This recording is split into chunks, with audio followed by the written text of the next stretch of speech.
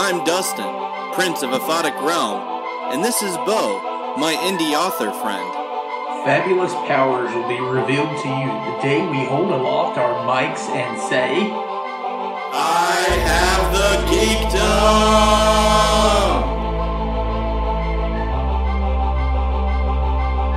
Geek-Men and the Masters of the Thunder Nerds.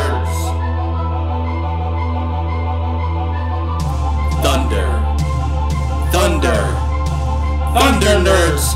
Ho!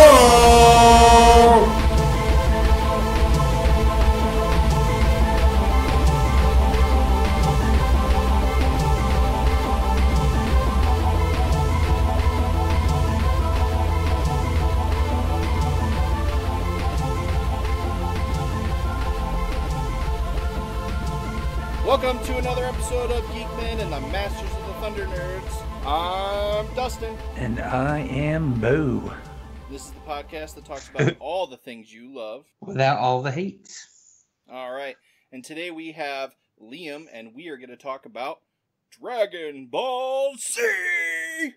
Next time on Dragon Ball Z. Man, guys, thanks for having me back. I'm glad we're here with talk about one of the things I think I love most in life.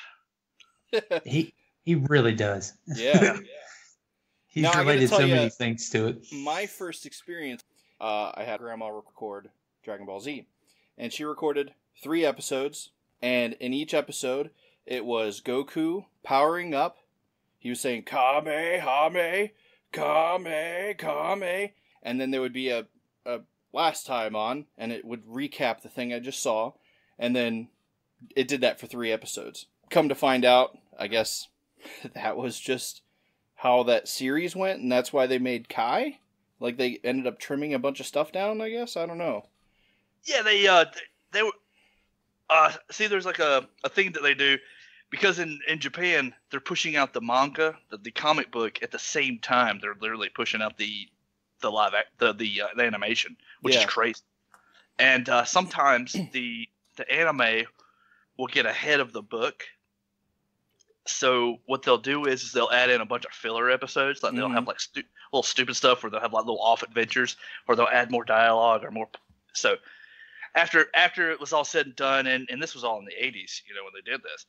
And in America, when it finally came to America, when Funimation acquired it, and then they came over here, they took it and they trimmed it, and they trimmed a lot of the filler out and a lot of stuff that didn't really matter, and they made Dragon Ball Z Kai. Yeah.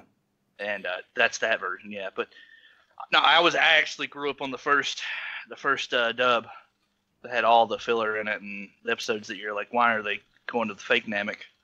And well, I mean, it's just one of those things when you come in the middle of it and you don't understand absolutely anything of what's going on or any of the characters or anything that's going on. I was super confused and was like, what's going on? What's all this about? It was a really strange thing to come into.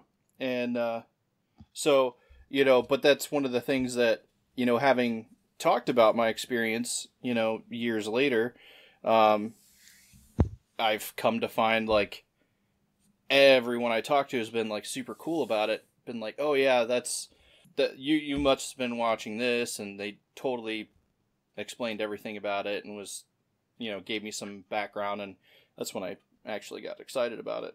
So I remember the hard times, having to come home from school and turn on Toonami to watch Dragon Ball Z, and we would start off with Goku's brother coming to Earth and telling him that he's an alien, and going through the whole like Superman story of like, oh, by the way, you're an alien, that's why you're better than everybody else at fighting and getting stronger, and then basically we go through all the Saiyan saga up to the Namekian saga, and then it would stop when the Ginyu Force shows up to fight Goku, and when Goku shows up, and then they'd be like, and they would go all the way back to the beginning.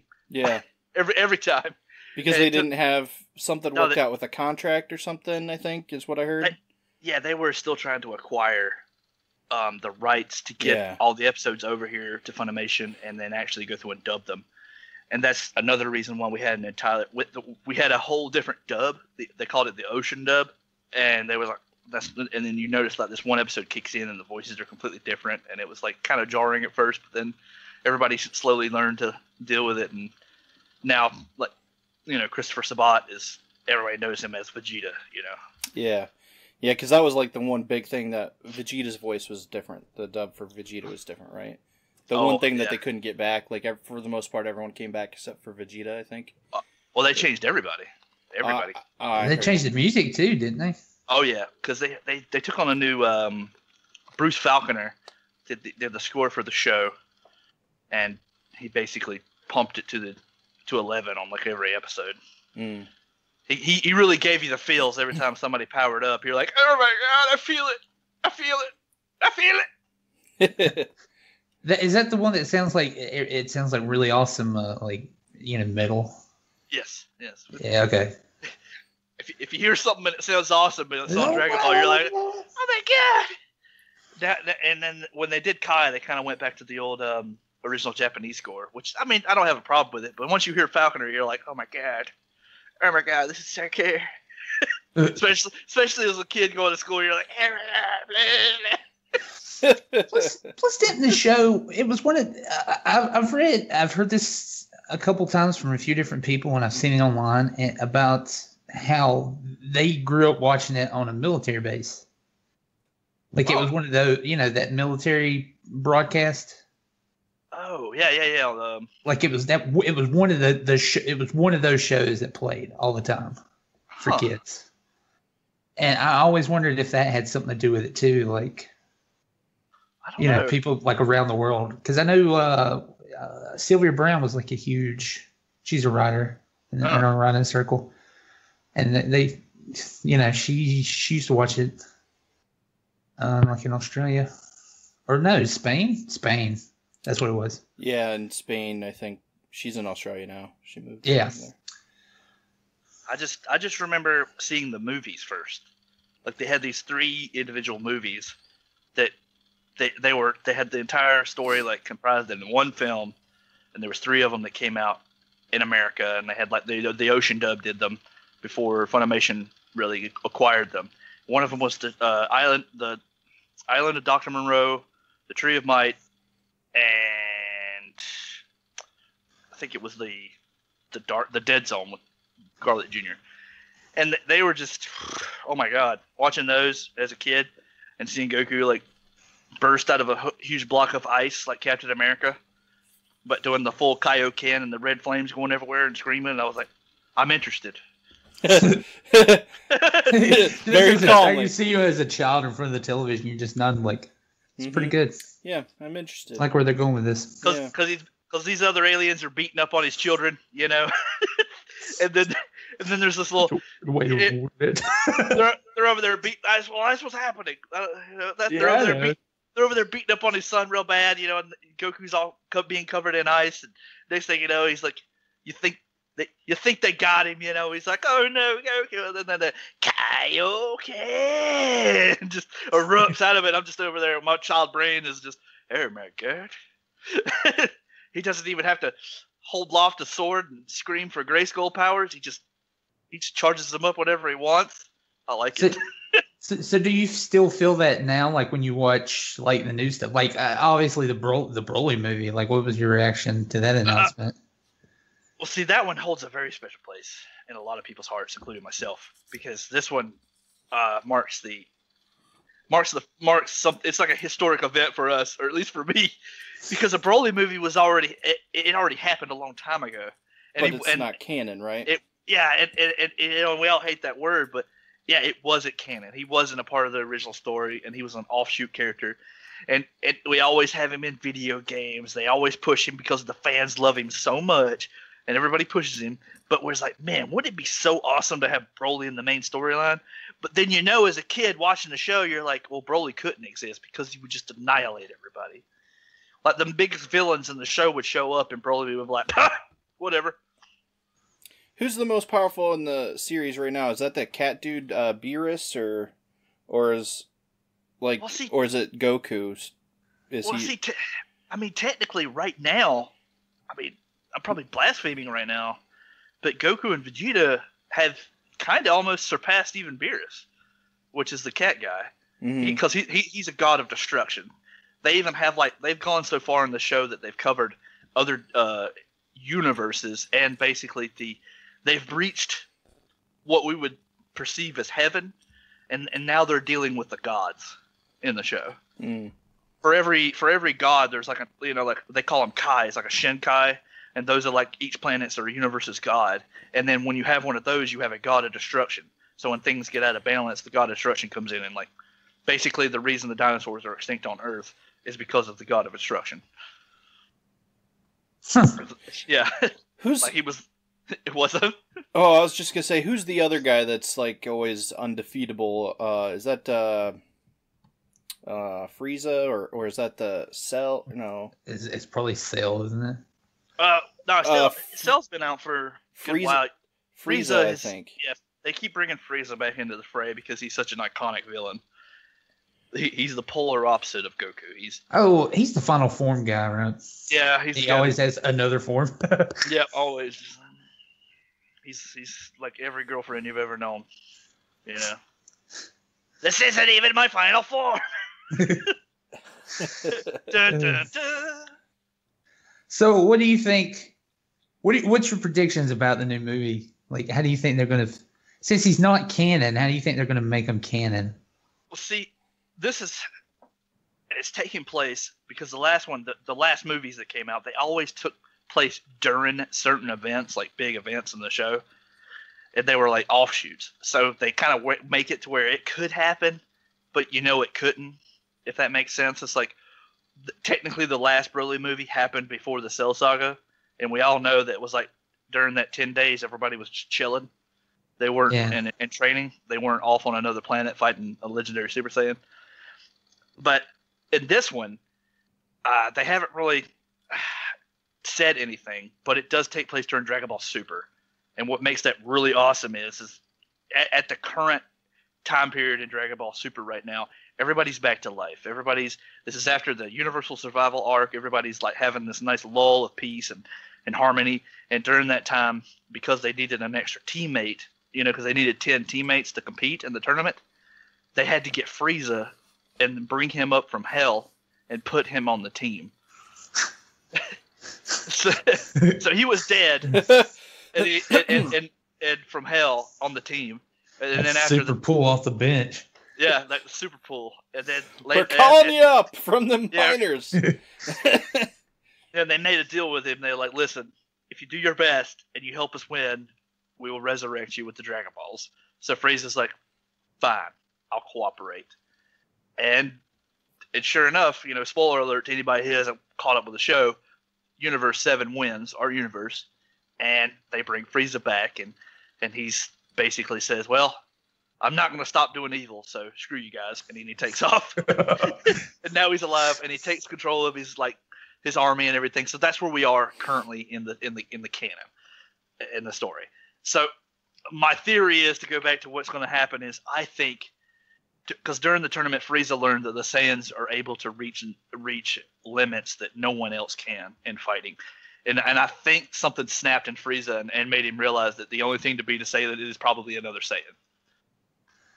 Oh, so you think he's going to be the instigator in all this? I think he's going to be the one that finds Broly, because because he's like an ancient Saiyan. Like they're trying to put that motif of he's been around for a long time, but he's like, they're going to pull a Captain America, like he's frozen somewhere. Yeah, because they showed the ice, but then it looked like there was some Dragon Balls in the ice, so I was thinking maybe they assemble, or someone assembles the Dragon Balls and asks for some sort of insane power, and then it goes down and grabs them from some frozen stuff, and that's how they at least shows up, maybe. I don't know. I don't know anything about it. I'm making a lot of guesses just based on. I seriously think that Frieza is going to get him and manipulate him, and try to using him and his father to manipulate them to go back to Earth and to fight Goku and Vegeta. But this comes out in January, right? Yes. Mm-hmm. Yeah. This will be interesting. We're going to have to come back to this. I hope, yeah. Because I'm pretty positive that Frieza's going to. Because I noticed in the trailers, if the way they show it, you see Frieza with Broly for a little bit, but then you don't see Frieza anymore. So I think this whole plan is going to backfire. Yeah. Well, you see him fighting Broly. Frieza and Broly fight. Of course, it looks like he just fights every single person at one point. Oh yeah. He doesn't discriminate. He'll fight anybody. That's what's so exciting about it. It looks like some good fighting. That's what I like. And the art style just blew me away. Like, yeah, I'm just so happy with that art style. Oh yeah, they're going retro? Yeah, they literally brought in, and I'm gonna butcher this name, and I apologize, but I believe it's Nihiro Shintani. He is actually another artist they brought in. He's got a lot of work under his belt. They bringing him in, and he's actually working alongside with Akira Toriyama to produce the animation. So it's looking like that old manga style that we grew up in, like the 90s anime. Yeah. You know? I guess I do. I love that style. I actually miss that style of anime bit, that late 80s. Like, you know, even when it transferred over to, like, you know, video game art and stuff from Japan, like Zelda and things like that. Like, I love that art style. And then plus, Funimation they've really done this thing where it's so clean, and they'll just clean it up digitally because they're hand drawn, as far as I know, and they push that hand drawn art, and then they go in and enhance it digitally, and then kind of throw in some CGI stuff to make the fighting even more epic. Because if you watch any of the movies, like even if you don't check out the show, definitely watch Resurrection of F and Battle of the Gods. They're incredibly animated. Cool. And but so okay. Well, how about all that? This, what would you recommend someone, like, because we have a few months to get caught up? Would you just start with Super to get caught up on the current universe and, like, I don't know, find like some sort of catch-up video to get caught up on the other stuff? Like, I was talking about it with some guys at work, and they're like, no, you need to start back at the first Dragon Ball, watch all of Dragon Ball, then watch either Dragon Ball Z or Dragon Ball Kai, and then watch Dragon Ball Super. And I'm like, all before the movie that I want to watch? I don't know, maybe not. Daunting. It just sounded so daunting and kind of discouraged me, so I haven't watched any of it yet. Not to mention I couldn't find any of it to watch. Like, yeah, you know. Honestly, you could just Super, you can skip the first whole 2 seasons by just watching the 2 movies. Huh. Because the first 2 seasons are basically Battle of the Gods and Resurrection of F. They just broke them down into manga form, in anime form. And they're a little bit longer and, more drawn out, and there's more like story elements. But if you want to just get the gist of what's going on and who these characters are, you can just watch those 2 movies and then come back into Super around season 3 if you can get access to them. I'm pretty sure they're on I know for a fact they're on Crunchyroll. I was fixing to ask. Or that Verve. I'm a huge supporter. I love Verve. I think Verve is wonderful. I believe it's owned by Crunchyroll, but you can get the English dub all the way up to, I want to say, season 4. Pro tip. Yeah, and that is actually a really good. Like, I wouldn't have known at all. Yeah.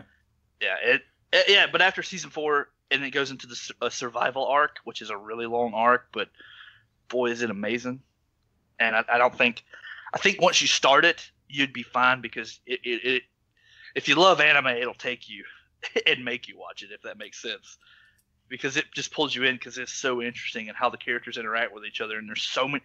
Like, imagine you have all these universes competing for survival in one tournament that lasts 45 minutes. And if you have 10 participants from each universe that are in this tournament, and if all 10 people get knocked off the platform, then your universe is erased from existence. Jeez. So basically, everyone is fighting for literally to survive. So at the last, it literally comes down to a handful of people at the end. Because I remember, I think you told me briefly, like, you summed it up. Yeah. Because I was asking, like, what your opinion was as you were watching it, and you were telling me some of this stuff, and I was just like, this sounds like I wish I was in. Like, I wish I could get to that point. Yeah. And I need to get there. It takes a lot. It seems like it takes a lot of dedication and time. Yeah, because I mean, honestly, I'm not going to say rush out and go watch Dragon Ball Z. I'm always going to say if you can watch Dragon Ball Z, watch it. Yeah. I mean, a lot of people will probably crucify me by saying this, but you don't really need Dragon Ball because the first couple of episodes kind of sum up, like what happened in Dragon Ball, because it was the intro for the series, and it was introducing Goku, and this was before even the writer and the creator Akira Toriyama himself thought Goku as an alien. He was just told by the editing staff and the people that was in charge, his editors and stuff. They said, we need to make him different. He needs to be different from every other hero, so make him different somehow. So Akira Toriyama's like, all right, fine, I'll give him a tail. Screw it. Yeah.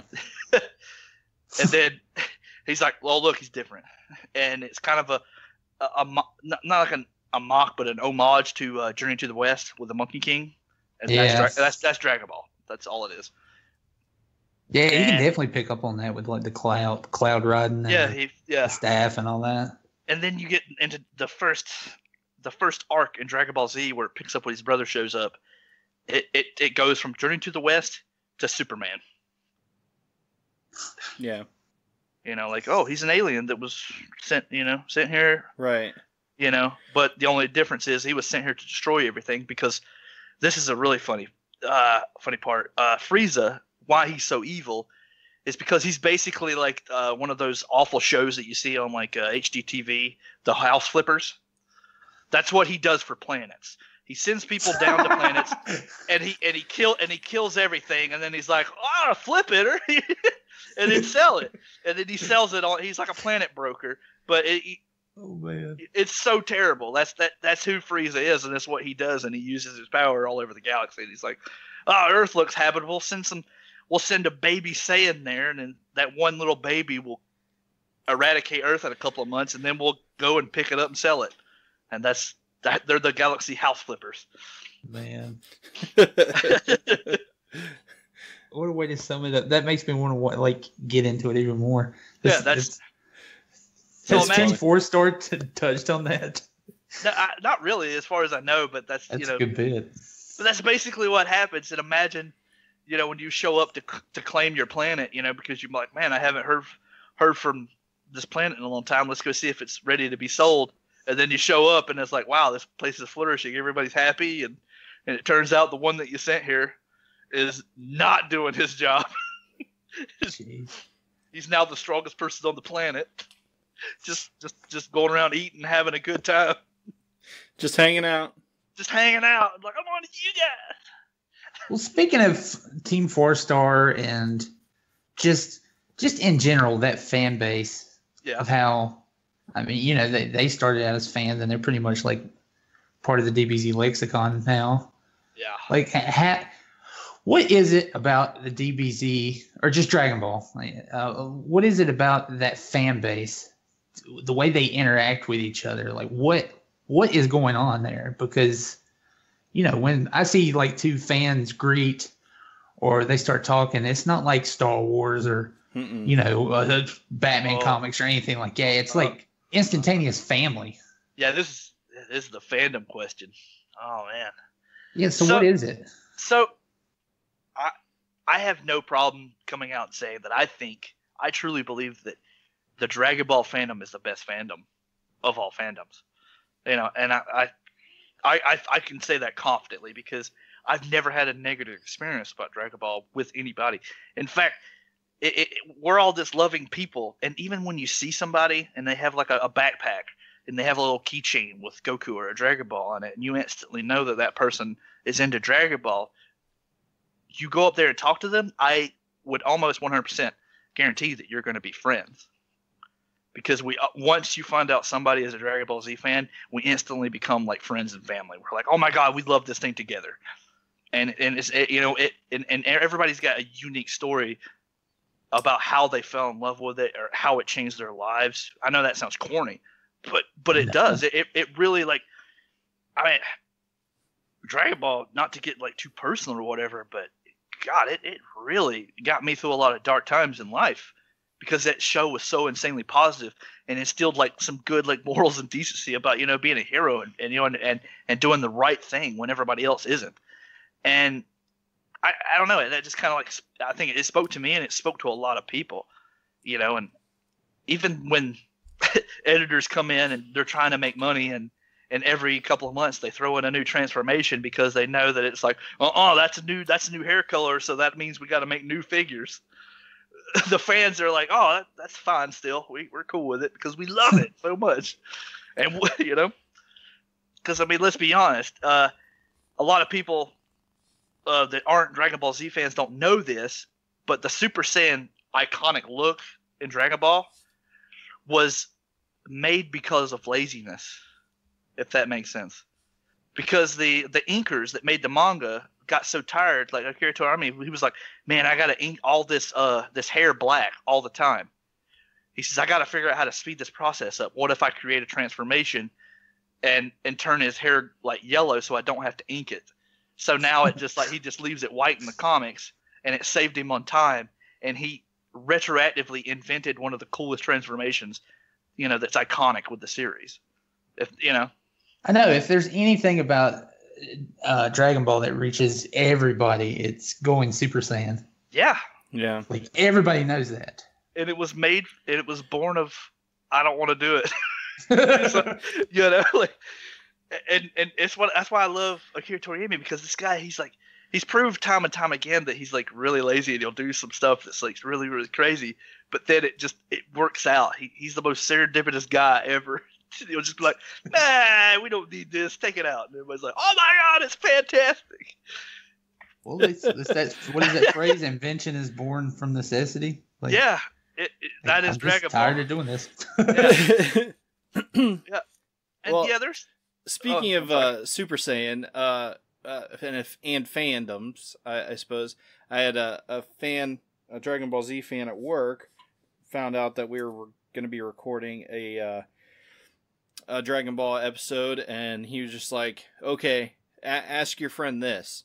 Nappa has never gone Super Saiyan, and he's completely bald, but he has a beard. If he goes Super Saiyan, would it get long and super spiky? Yes. And then he's just like, okay, now, in your opinion, when anyone goes Super Saiyan, do the curtains match the drapes? You know, that's the thing. I imagine they would have to, because it's a variant figure now. Because it's a full transformation. Even their clothes change, right? Well, the clothes. It's just their skin tone changes a little bit. Like they get a lighter pigment. Their eye color changes a little bit. You know, from like the classic black to green or blue, depending on who's inking that day. And then the blonde hair. You know, the golden blonde hair. Well, maybe their skin doesn't change, or maybe their clothes don't change. I always thought they did, because I always thought Goku was like red clothes, but just maybe that's just they turn brighter, because that's orange. It looks orange. So maybe, maybe it's just a difference of inking, I guess. Well, it's also the aura that they have around them too that creates like this whole lighting effect, so it changes the colors. But yeah, they're because they do kind of always show like they glow on some stuff. Oh yeah, they're glowing all the time, man. That's why. I was going to say, have they ever confirmed if Sonic the Hedgehog, when he gets all the Chaos Emeralds and he goes Super Sonic, if that's a direct reference to going Super Saiyan? Because it's so similar. I've seen it in animation, and I was like, oh man, they stole that. Because I always I feel like that's where they got the inspiration from. That it's too obvious. Yeah, I mean, I guess all for him, you know, to do that. I mean, I guess because technically Dragon Ball is inspiration, because it started out as Journey, like we said, Journey to the West, and then morphed into Superman, and then just became, it's just so good. I can't recommend it enough to anybody that hasn't got into it. Like I have all the seasons just waiting on Blu-ray in the event that I have children one day. And be like, sit down, son or daughter. We're gonna learn you something. Yeah. Yeah. We were talking about that in the last episode. Yeah. Talking about how it's kind of like, because I remembered you saying that. That's kind of why I brought it up. It's kind of like our responsibility to be the curator for ourselves and our children. And Yeah. Well, yeah. I mean, we gotta. It's in a way, it's because something you love, and you're gonna take everything that you love and you're gonna give it to your kids anyways. Because you want them to love the things that you do. It's natural. Like I imagine there's so many kids out there that are probably gonna hate Star Wars. Because of their parents. I hope that my kids don't hate me because I force all this anime on them. Well, see, here's for me, here's the definitive proof that you're correct about the Dragon Ball having the best fan base. Nobody complains about that movie 24/7, the live action movie. Oh no. Like it was just like, oh, okay, that wouldn't. Yeah, that could have went better, but whatever. I still got the shit. Yet there are still people that complain about Star Wars and there's so much stuff they won't let go. And Justice League and everything else. It's like every day you see a new news cycle or someone complaining about those movies. But it's like Dragon Ball Z or that Dragon Ball movie came out years ago, and people were like, "Well, it wasn't the best, but." Well, see, here's the thing. It was something. Yeah. Here's the thing that I don't understand about every other fandom. If you love something and you're a fan of it, I understand complaining because you want it to be better. But if it's not what you want, then that means it's not for you anymore, and you can just leave it. It's okay. No one's forcing you to watch it. No one's forcing you to care. Yeah. But here's the thing. When I found out that Dragon Ball was coming back in a new anime, it's been gone for 15 to 20 years off TVs. And when we found out that we're actually getting another show, I couldn't tell you how excited I was. I was like, oh my God, I can't wait to see this and where they're going to take it. And then the escalation of excitement after the survival arc when they told us we're getting a new movie. And then when I heard Broly was going to be in this movie and he's going to be canon and they're going to be reintroducing him, I exploded, dude. I'm just like, I can't believe. And every other fan, we're all just like, you notice there's nothing but silence on the internet right now because we're just waiting. Yeah. We're just waiting. But there does seem to be like this electricity though. Like this excitement. Every post, everyone's just like, there's just anticipation, this build up. You can sense it. Yeah. I know I can, and I would not be what you call a traditional Dragon Ball fan. I'm interested, but I've never really invested time into it. You know what I mean? Like, I'm sort of a weird anime person because I've never quite got into it, but I've flirted with some of the fringes of it. Yeah. As I try to get into it and find my way in, because I've been introduced to some really weird stuff that has turned me off, and then I've been introduced to stuff that I love. So it's been kind of a weird time trying to find my way in, but I think you guys especially, I may be being presumptuous, but I believe that you two guys would love it. Oh, I feel like I would. I would too. What I know about it is just through osmosis from you. It's literally it's so simple. It's not like all these other animes where you have all these different rules. I mean, there's rules that you'll slowly, gradually, because I love how Dragon Ball kind of held our hands along the way, and then it's like they slowly introduced us to new concepts and ideas. And what was cool about Dragon Ball Z is as the times were going on that they were writing that show, Akira Toriyama took a lot of influence with what was going on with Western culture. When Terminator got really, really crazy popular in America, along with Aliens, that's what gave us the Android saga and then the Cell saga. They literally what happened in the West directly resulted in that show, and there's a lot of parallels. And when you watch the show as an adult, you'll see them. Yeah. Yeah, we have that relationship with Japan. We sit there, we inspire each other back and forth. Yeah, and their culture. And it's a very it's being comic book guys, that we all are. We love seeing somebody has superpowers go up against somebody else with superpowers and they just fight for days. Yeah. That's Dragon Ball Z right there. Which is why I'm so dying to get into it, but I'm also one of those like kind of completionists that I can't stand just jumping in from the beginning because, like I said earlier, I had sort of what you would call a bad experience trying to get into it. Yeah. You know, I felt lost, and it's like I don't want to. I want to do it justice and give it everything a fair chance. So like, that's where it's like, you know what I mean?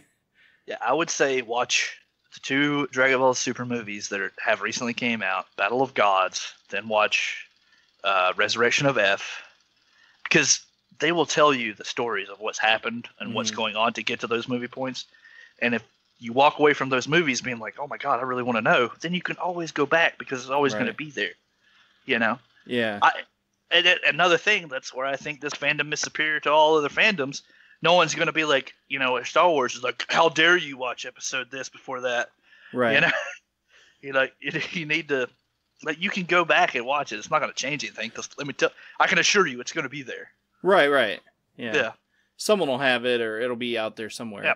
No, that's just a me, like an OCD type thing that I have that is like, part of me wants to be like, start at episode 1 of 1. And then the other part of me is like, there's way too much, I'm lost, let's just jump in somewhere that makes sense. And so that's what's great about the movie. That's what's great about the movies, because if you watch the films, there's just enough to make you understand while you enjoy it. But if you're really curious, and then when you want to go watch the manga or the actual anime show that takes place during those, like, say, the Battle of the Gods, not only does it have a movie, but it's season 1 of Dragon Ball Super. So you can go back and watch it and be like, and it'll hit all those beats, but then you'll also get the history as well of the original show. It's really cool how they did it. Like, I'm kind of glad they did it the way they did, because they give you all these extra little tidbits and story and stuff. And, you know, like Goku, because you start off the show with Goku, you seeing him at the most unhappy he's ever been, and he's still happy about it, because unfortunately the world has been undergone like 6 months of peace, and no one's attacked the planet, so Goku's like having to actually work and have a job, and you know, he's having to farm and train in secret, you know, and do must stuff. Punch someone in face. Yeah, and that's the thing about what makes Goku so special as a hero, because he's not like Superman. He's not like any hero you've ever seen before. He's not like that, like defender of truth and justice in the American way. He's just like, he honestly is probably one of the most selfish heroes in all creation. He doesn't really care about the outcome of anything. He just wants to fight strong people. Right. That's what it made it seem like in the trailer too. Like, he's like, I need to power up. I need to fight someone. That's in the Brawley trailer anyway. Yeah. And he's all about like starting out slow too. Like, he doesn't bring his max to the table at first. He starts slow and he's like, well, I want to see if I need it first, you know, you know. Oh, so he's like so many bodybuilders too. Oh, yes. Because that's like a huge community within that group too. Yeah, 100%. Me personally, I started lifting weights because of Dragon Ball. Because I know that's a lot. Like I always notice that's like one of the things people ask, like when they first meet, like, "Oh, do you work out?" Like, once they find out you're a DBZ fan, like that's one of the first things they always go to. Yeah, I've got like 12 shirts too, 12 gym shirts that have super, like, some kind of Dragon Ball Z quote or joke on them. Like, I have a few over 9,000 tank tops. I got one of my favorite one is just a red T-shirt with the gold hair from Super Saiyan on it, and it says "Just Saiyan" on it. That's and, yeah, I think it just because a lot of people, you know, you grow up, and especially myself, growing up and watching the show and equating strong and strength with bettering yourself, and it's like, look at these guys doing all these things, being heroes. I want to be that, you know. I want to do that. So it's like I started working out when I was a kid, and then really got into it. And plus, it allows you to eat as much as you want. Oh yeah, the Goku diets. The Goku diet is wonderful. Just eat everything in sight.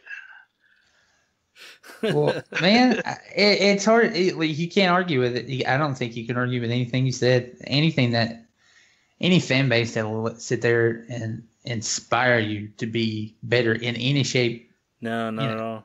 Anyway, like, why would you even argue that? anything negative against it. I've never met a negative Dragon Ball Z person.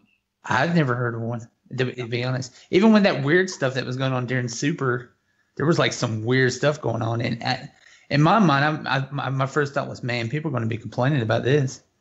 It was that was weird, but that was kind of cool at the same time. And you're like, oh, wow, you just accepted it. That's cool. Well, that's the thing. We just go with the flow and enjoy what they're giving us because we never thought we'd be getting more of it in the first place. Even when people are making fun of it, it's like tongue in cheek with a smile on their face, and everyone's just like, ha ha ha, yeah, funny. And then Team then it's like they hug and love. Oh, it's hilarious. Yeah. They've literally been taken down off YouTube like 3 or 4 times for copyright infringement, and then every time they'll clear the case and then re-upload their channel and start from scratch all over again. It's hilarious.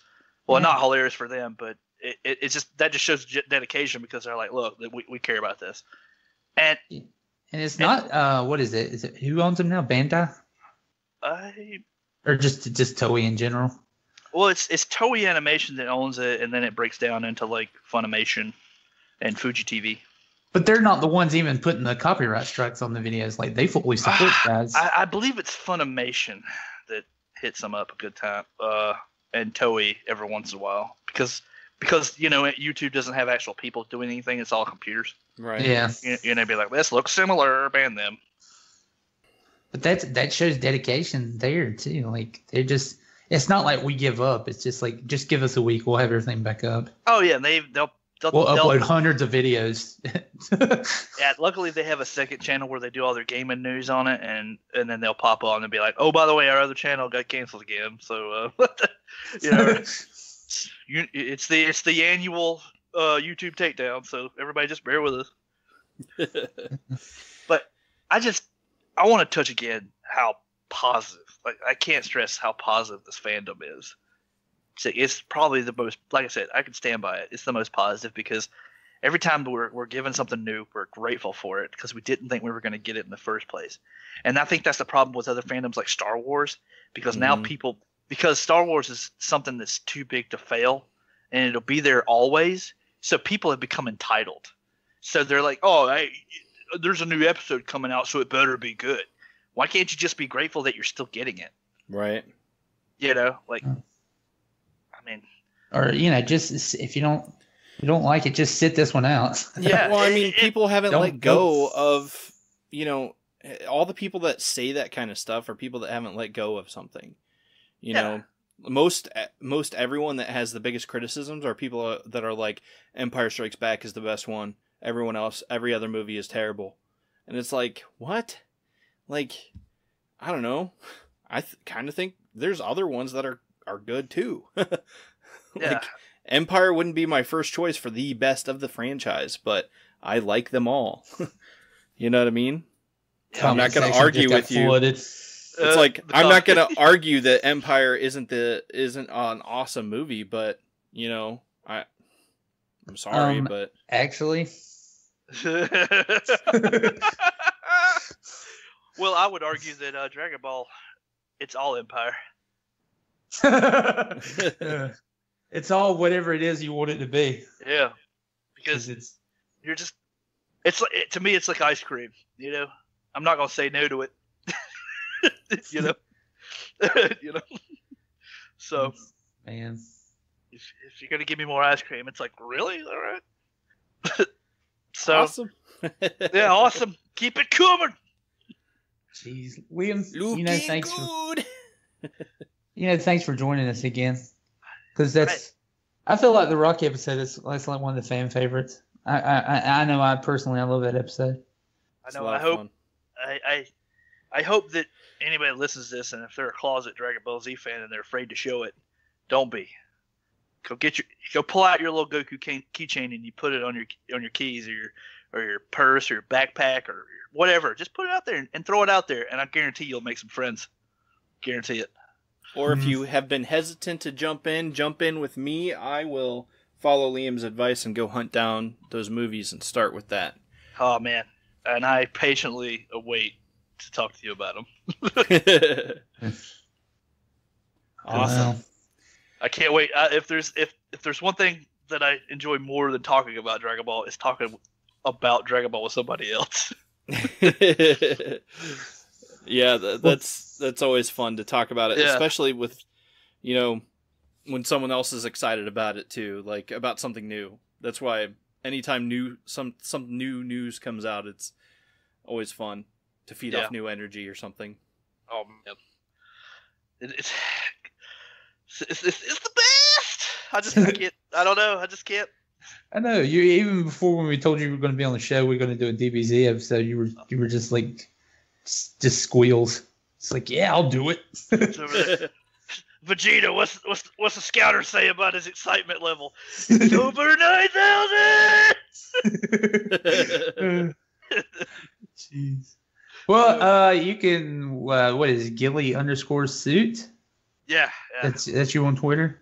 Yeah, I think I got like 3 followers. You need more, man. You were super funny.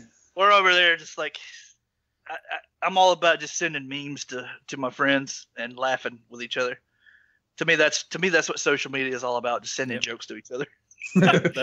Everybody else is using it for like networking or complaining about something, but I just want to joke with people. I'm like, have you seen this meme? Look at this one. Yeah. I just want to. I know you do. I swear, every day you send me at least one funny thing. I love it. You're on top of it. Yep. That's the best part of the internet is the funny stuff and the cool nerd stuff. That's what I like to see. Yeah, spreading that's positivity. What we want, man. That's one of the things that I can always count on: creating positive change from Liam. That's right, man. Sharing a funny joke, sharing laughter, man. It's just like Twix, dude. They're meant to be shared. So, well, again, man, thanks for coming on. Thanks for having me again. We got to do a follow up after January. Yeah. Oh, maybe even a commentary. Dude, do you realize how excited? I don't know if you guys know, but January is also my birthday month. Yeah. And it's coming out around my birthday, and it's going to be in theaters, and I'm going to be seeing a Dragon Ball Z movie containing Broly on my birthday. That is only the intense. best. Literally every country in the world is going to go to war with me, thinking I'm having weapons of mass destruction because of the level of excitement I'm going to be bringing in there. Hey guys, Editor Bo here again. Sorry to interrupt the hilarity that is going on right now that I'm having to cut out because it was a tangent. A hilarious tangent at that. But if you want to hear it, you'll have to go over to Patreon, where you'll also hear the stuff that happened before and after the show with the guest Liam. But real quick, Joe's Kick of the Week, Merrick, the Sensational Elephant Man, issue 7 and 8. If you're a fan of Hellboy and that artwork and that aesthetic, you'll probably love this comic. You have till the 17th, and it's about Joseph Merrick, better known as the Elephant Man, going off and fighting the evils of the night. It looks really good. You can get it on the new issues, pick up the back issues. Again, you have till October 17th. Link will be below. Also next week, season finale. We're doing it live. You can be on the show. So if you're interested in that, keep an eye out. Until then, just catch up on the old episodes and join us next week. I want to throw it back to Dustin. Later, guys. Well, thanks again for joining us, Liam. It's been a blast. And again, we're going to have a ton of stuff for maybe a bonus episode or something. Because we went off on a little tirade there. We went off on a little tirade there. That was a lot of fun. Well, the question is like, do you leave that stuff in there for a secret podcast later, or do you just let the audience get it? We'll have to debate. Yeah, have a vote. Yeah, we will see. But until next time, I've been Dustin. I've been Bo. Have a good one. Thanks, Liam. That was fun.